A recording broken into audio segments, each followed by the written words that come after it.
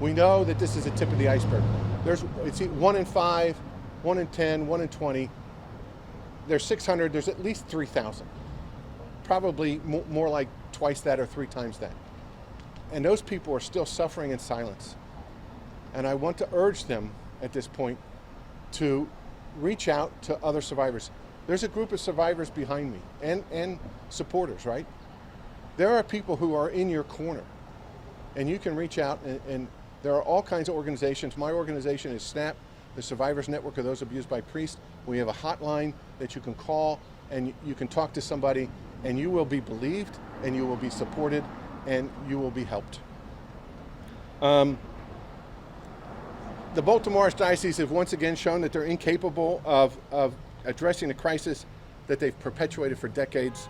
I call on them to support the statute of limitations. We'll talk about that in a little bit, but I want to save that till the end. They have resisted all efforts to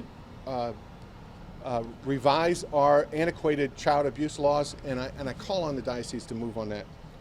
So at this point, I want to call up Jean, to talk about Catholics in the Pew, right? Yes. Sorry. I'm Jean Hargan Weiner. I was abused at Archbishop Keough High School for 3+ years.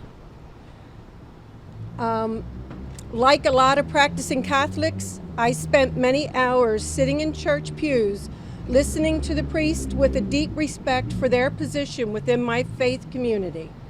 In 1992, I was so distraught with memories of being sexually and psychologically abused in the late 1960s by Father Joseph Maskell and Father Neil Magnus at my Catholic high school that I stood up and went to my church leaders for help.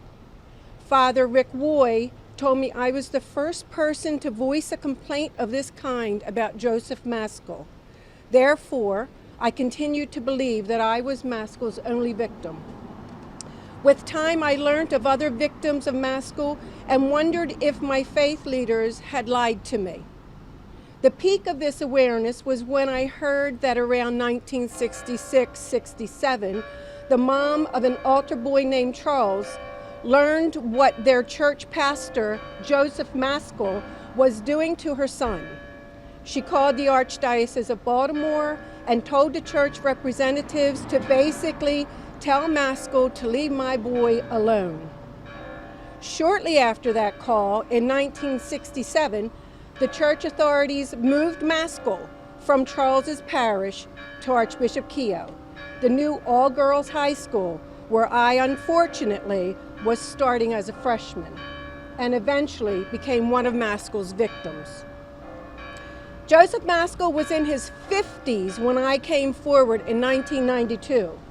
The statute of limitations at that time was 3 years after abuse ended that it had to be reported. The church paid a lot of money during our 1995-1996 lawsuit and now to keep the statute of limitations in place. It is the Archdiocese of Baltimore's fault, not ours, that Maskell died before being charged with a crime. So for them to say that these people are dead, they have a responsibility in what it is. Hold on a minute.